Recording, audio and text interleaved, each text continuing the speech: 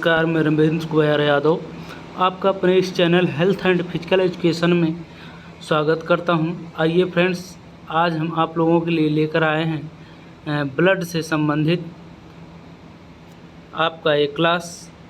तो आइए देर न करते हुए तुरंत शुरू करते हैं।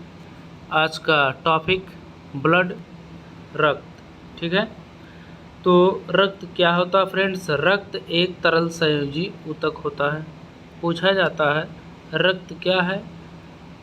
पूछा जाता है एग्जाम में रक्त क्या है, तो लोग लगा के कुछ चले आते हैं, कुछ और चले आते हैं, लेकिन इसका सही ऑप्शन है रक्त जो है एक तरल संयोजी ऊतक है। ठीक है, तरल संयोजी ऊतक है ये। रक्त तरल संयोजी ऊतक है, ये टिश्यू है।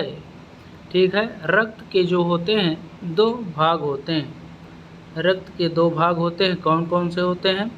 एक प्लाज्मा होता है, एक कार्पसेल्स होते हैं।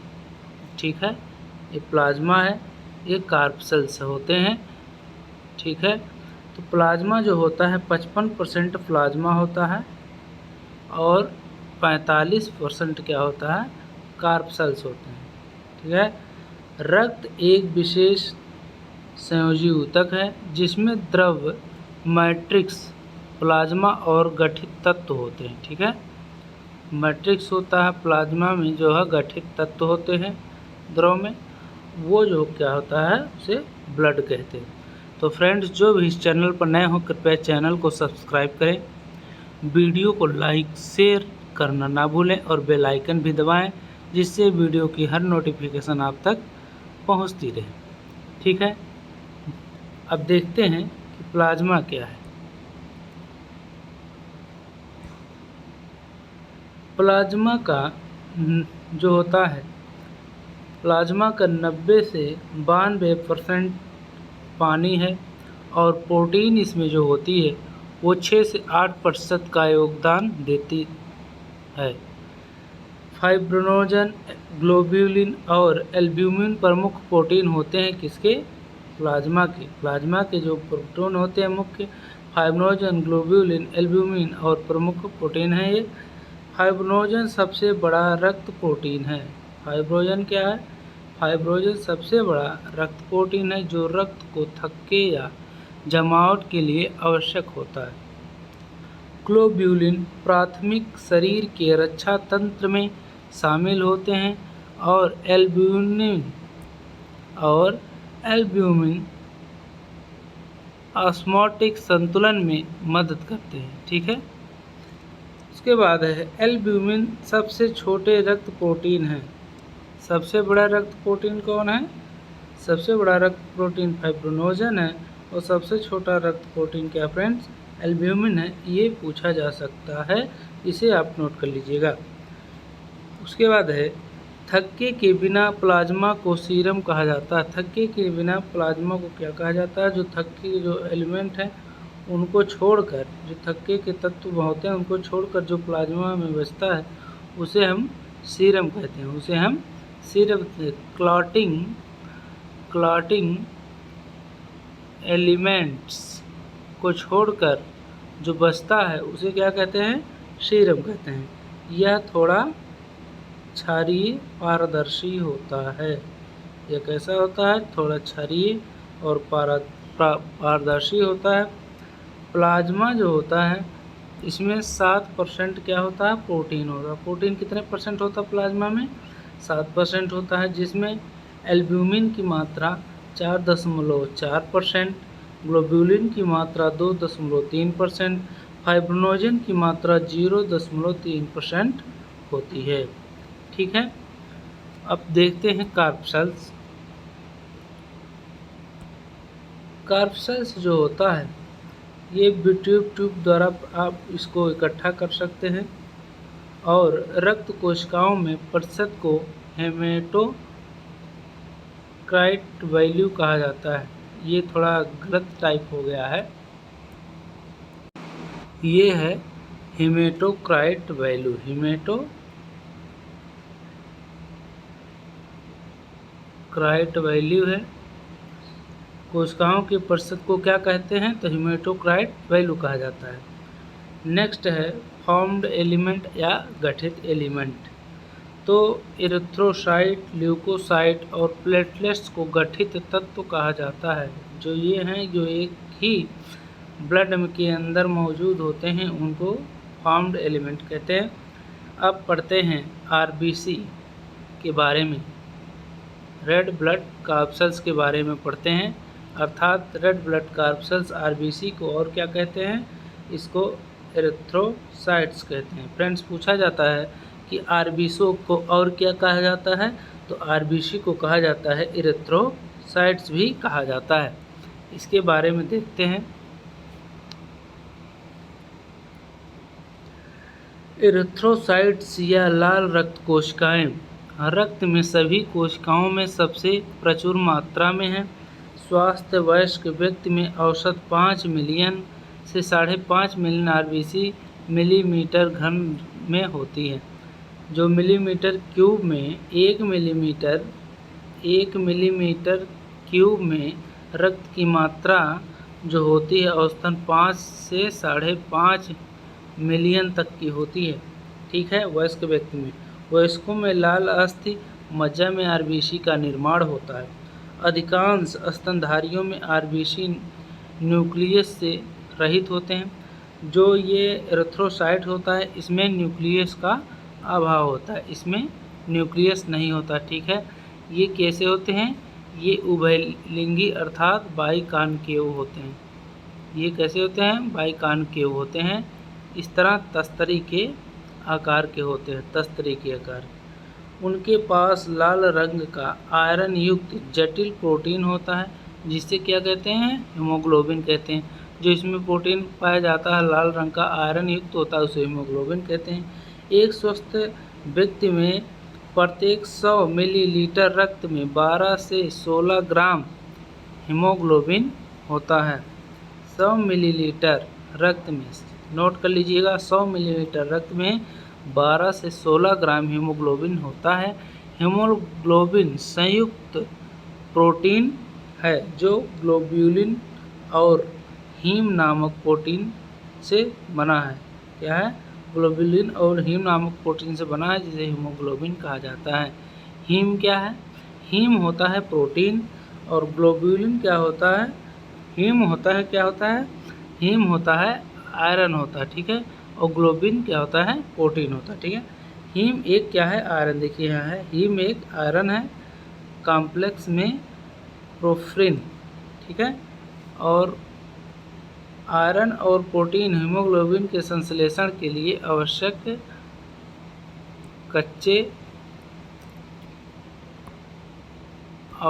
कच्चे माल हैं।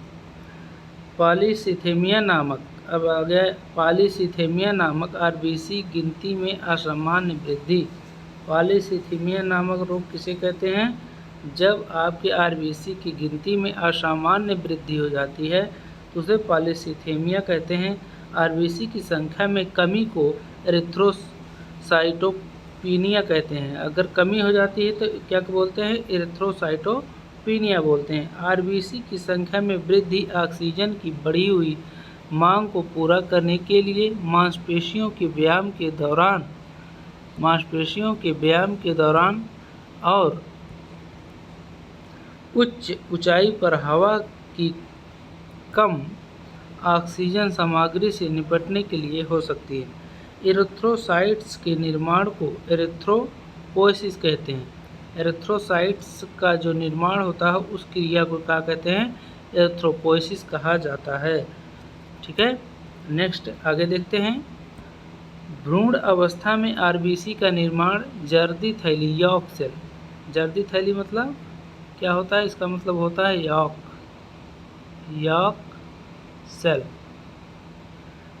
भ्रूण अवस्था में आरबीसी का निर्माण जर्दी थैली या यॉक सैक भी कह सकते हैं, यॉक सैक में होता है। बाद के भ्रूण अवस्था में आरबीसी मुख्य रूप से यकृत और प्लीहा द्वारा निर्मित होती है। कहने का तात्पर्य है कि जब बच्चे जो भ्रूण अवस्था में होते हैं तो उनका जो होता है आरबीसी का निर्माण कहाँ से होता है? यॉक सैक से होता है। और बाद में इन्हीं का आरबीसी का निर्माण प्लीहा या अस्थिमज्जा द्वारा शुरू हो जाता है। लाल अस्थिमज्जा में हेमोसाइटोब्लास्ट परिपक्व आरबीसी को जन्म देता है। लाल अस्थिमज्जा में हेमेटोसाइटोब्लास्ट परिपक्व आरबीसी को जन्म देता है। B12 और फोलिक एसिड आरबीसी की परिपक्वता को उत्तेजित करते हैं। B12 जो होता है आपका विटामिन और फोलिक एसिड जो होता है ये क्या करते हैं, आरबीसी की परिपक्वता को उत्तेजित करते हैं। आरबीसी का औसतन जीवन काल सभी को पता है 120 दिन का होता है, जिसके बाद ये तिल्ली आरबीसी के कब्रिस्तान में नष्ट हो जाती है। फिर इसके बाद क्या होता है, ये ब्लड जो होती है ये जाकर हमारे स्प्लीन में, तिल्ली में जाकर नष्ट हो जाती है। ठीक है, जिससे इसीलिए उसको लाल ब्लड का कब्रिस्तान कहा जाता है। इसके बाद है रोलैक्स। जो रोलैक्स आराम करने और धीमी गति से बहने वाले रक्त में आरबीसी एकत्रित होकर रोलैक्स को शीर्ष पर जमाया जाता है या बनाता है। रोलैक्स बनाता है अगर आरबीसी एकत्रित होकर शीर्ष पर जमा हो जाए तो रोलैक्स कहते हैं। एक दूसरे की फाइब्रिनोजन रोलैक्स गठन का पक्षधर। फाइब्रिनोजन क्या होता है, रोलैक्स गठन का पक्षधर होता है। अगला हम ब्लड टाइप पढ़ते हैं। आरबीसी आपका कंप्लीट होता है, अब पढ़ते हैं डब्ल्यूबीसी। अर्थात डब्ल्यूबीसी को क्या कहते हैं, वाइट ब्लड कार्पसेल्स। वाइट ब्लड कार्पसेल्स या सेल्स कहते हैं, जिसे हम ल्यूकोसाइट कहा जाते हैं, जिसे हम ल्यूकोसाइट कहते हैं। ठीक है, चलिए देखते हैं। ल्यूकोसाइट्स को सफ़ेद रक्त कोशिकाओं के रूप में भी जाना जाता है, क्योंकि ये हीमोग्लोबिन की कमी के कारण रंगहीन होते हैं। ये न्यूक्लिएटेड और संख्या में अपेक्षाकृत कम, जो औसत 6000 से 8000 मिलीमीटर घन क्यूब के रक्त में होते हैं। 6000 से 8000 ये संख्या आप याद रखिएगा। और डब्ल्यूबीसी की संख्या में जो वृद्धि होती है उसे ल्यूकोसाइटोसिस कहा जाता है। क्या कहा जाता है, ल्यूकोसाइटोसिस कहा जाता है। डब्ल्यूबीसी की असामान्य वृद्धि को ल्यूकेमिया, ठीक है, ल्यूकेमिया कहा जाता है, जिसे रक्त कैंसर भी कहते हैं। फ्रेंड्स इम्पॉर्टेंट है, जिसे रक्त कैंसर भी कहा जाता है। डब्ल्यूबीसी की जब असामान्य वृद्धि हो जाती है रक्त में तो उसे ल्यूकेमिया कहा जाता है, जिसे रक्त कैंसर भी कहा जाता है। डब्ल्यूबीसी में कमी उसे ल्यूकेमिया कहते हैं। डब्ल्यूबीसी में जो कमी होती है, डब्ल्यूबीसी कमी से उसे क्या कहते हैं, ल्यूकोपेनिया कहते हैं। नेक्स्ट है ल्यूकोसाइट आकार में गोल या अनियमित होते हैं। ल्यूकोसाइट आकार में गोल या अनियमित होते हैं। वे अपने आकार बदल सकते हैं। क्या होते हैं, अपने आकार बदल सकते हैं। यह उन्हें रक्त कोशिकाओं से ऊतकों अतिरिक्त संवहनी क्षेत्रों में निचोड़ने में सक्षम बनाता है। इस प्रक्रिया को डायपोडेसिस कहते हैं। डायपोडेसिस कहते हैं। डब्ल्यूबीसी क्या होता है, दो तरह का होता है, एक ग्रेनुलोसाइट, एक होता है एग्रेनुलोसाइट, अर्थात एक कणिकामय, एक अकणिकामय। न्यूट्रोफिल्स, इस्नोफिल्स है ये, इस्नोफिल्स, बेसोफिल्स विभिन्न प्रकार के ग्रेनुलोसाइट हैं। ठीक है, न्यूट्रोफिल्स, इस्नोफिल्स और बेसोफिल्स विभिन्न प्रकार के ग्रेनुलोसाइट हैं। अब देखते हैं ग्रेनुलोसाइट के अंतर्गत कौन कौन से कण आते हैं। तो ग्रेनुलोसाइट जो है, ग्रेनुलोसाइट ये होते हैं इस्नोफिल्स। इसमें क्या होता है, इस्नोफिल्स। इस्नोफिल्स जो होता है 2 से 3% होता है। संक्रमण का विरोध करता है। ये क्या करता है, संक्रमण का विरोध करता है। अगर आपको कोई शरीर में अननोन तत्व आ गया, संक्रमण करना चाहता है शरीर में, तो संक्रमण का विरोध करता है। और एलर्जी से भी जुड़े होते हैं, ये एलर्जी से भी हमको बचाता है। बाइलोब्ड न्यूक्लियस होता है इसमें क्या होता है, बाइलोब्ड न्यूक्लियस होता है। उसके बाद आता है बेसोफिल्स। ठीक है, बेसोफिल्स जो होता है हिस्टामाइन, सेरोटोनिन, हिपैरिन का स्राव करता है। किसका स्राव करता है? हिस्टामाइन, सेरोटोनिन और हिपैरिन का स्राव करता है और इन्फ्लामेटरी रिएक्शन में शामिल होते हैं। इन्फ्लामेटरी रिएक्शन में शामिल होते हैं। ये जो होते हैं 2 से 3 लोब वाले होते हैं, इनमें भी न्यूक्लियस होता है। 2 से 3 लोब का इनका न्यूक्लियस होता है। उसके बाद आता है न्यूट्रोफिल्स। न्यूट्रोफिल्स का कुल WBC में सबसे प्रचुर मात्रा में कोशिका 60 से 65% है। न्यूट्रोफिल्स का जो होता है वो 60 से 65% तक की होती है कोशिका की, और उनमें से बेसोफिल सबसे कम 0.5 से 1% है। सबसे कम कौन है? 0.51% बेसोफिल्स है, और सबसे ज़्यादा जो है न्यूट्रोफिल्स है 60 से 65%। ठीक है। न्यूट्रोफिल्स और मोनोसाइट, न्यूट्रोफिल्स और मोनोसाइट 6 से 8%, बुफेगोसाइटिक कोशिकाएं और जो शरीर में प्रवेश करने पे, ये है फैगोसाइट, ये गलत टाइप हो गया है, ये हो जाता है फैगोसाइटिक।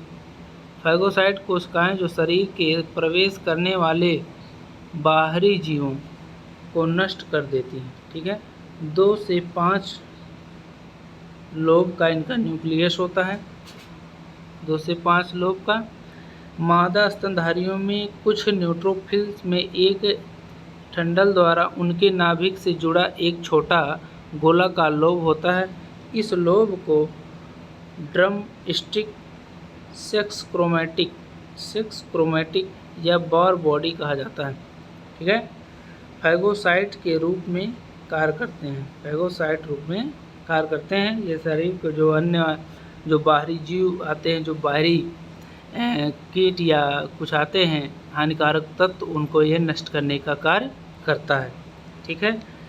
तो अब आते हैं ए ग्रेनुलोसाइट पर आकर, सॉरी फ्रेंड्स, ए ग्रेनुलोसाइट पर आते हैं। मतलब ए ग्रेनुलोसाइट का मतलब क्या है? आकड़िका में। ठीक है। तो ए ग्रेनुलोसाइट जो होता है वो 2 तरह का होता है, लिम्फोसाइट, मोनोसाइट। ठीक है। जो मोनोसाइट होता है फ्रेंड्स, ये सबसे बड़ी कोशिका होती है। ये जो होती है मोनोसाइट, ये क्या होती है? 20 से 25% का प्रतिशत कितना होता है? 20 से 25%।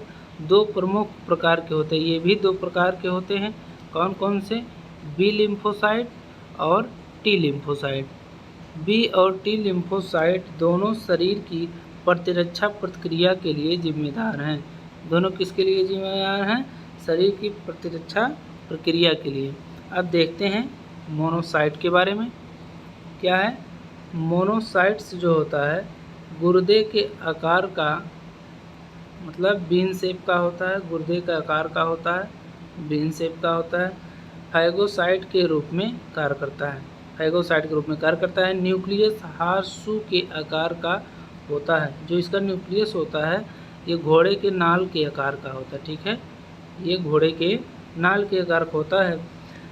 थियोन बोल्डी सिमलस बेल्स अल 3, ये क्या है? ये गलत कुछ टाइप हो गया है, याद नहीं आ रहा है। फिर एक बार आपसे रिक्वेस्ट है, जो भी फ्रेंड्स चैनल पर नए हों कृपया चैनल को सब्सक्राइब करें, वीडियो को लाइक शेयर अवश्य करें और कमेंट करके बताएं कि वीडियो आपको कैसा लगा। तो अब आते हैं, देखते हैं प्लेटलेट्स, जो रक्त का तीसरा भाग होता है। रक्त के जो कार्पसल्स होते हैं इनका तीसरा भाग है, क्या है? ब्लड। इसका है थ्रोम्बोसाइट, प्लेटलेट्स कहते हैं, इसे हम थ्रोम्बोसाइट भी कहते हैं। ठीक है। प्लेटलेट्स को थ्रोम्बोसाइट भी कहा जाता है। मेगाकार्योसाइट्स अस्थि मज्जा में विशेष कोशिकाओं से उत्पन्न कोशिका के टुकड़े होते हैं। उनकी संख्या में कमी से थक्के विकार हो सकते हैं, मतलब इनकी संख्या की कमी से थक्के जो ब्लड के बनते हैं कटने पटने पर, वो बनने में क्या होगी? समस्या हो सकती है, जिससे शरीर से रक्त की अत्यधिक हानि हो सकती है। क्या हो सकती है? शरीर के रक्त की अत्यधिक हानि हो सकती है। थ्रोम्बोसाइट्स के निर्माण को थ्रोम्बोपोएसिस कहा जाता है। थ्रोम्बोसाइट्स के निर्माण को थ्रोम्बोपोएसिस के नाम से जाना जाता है। प्लेटलेट्स की संख्या में वृद्धि को थ्रोम्बोसाइटोसिस कहते हैं। वृद्धि को थ्रोम्बोसाइटोसिस के रूप में जाना जाता है। ठीक है। प्लेटलेट्स की संख्या में कमी को थ्रोम्बोसाइटोपिनिया कहा जाता है। कमी को क्या कहा जाता है? थ्रोम्बोसाइटोपिनिया कहा जाता है। एक इम्पॉर्टेंट चीज़ आपको और बता देते हैं कि यदि आपके शरीर में कहीं कट लग गया तो उसका ब्लीडिंग टाइम जो होता है फ्रेंड्स, ब्लीडिंग टाइम जो होता है कट का, वो होता है 3 से 6 मिनट, लगभग 3 से 6 मिनट होता है। और जो क्लॉटिंग टाइम होता है फ्रेंड्स, क्लॉटिंग टाइम जो जमता है आपका रक्त, वो भी लगभग 3 से 6 मिनट तक का होता है। फ्रेंड्स, आज के लिए बस इतना ही। वीडियो कैसे लगा कमेंट करके बताइएगा। अगले वीडियो में मिलते हैं, तब तक लीजिए इजाज़त। जय हिंद, जय भारत, वंदे मातरम।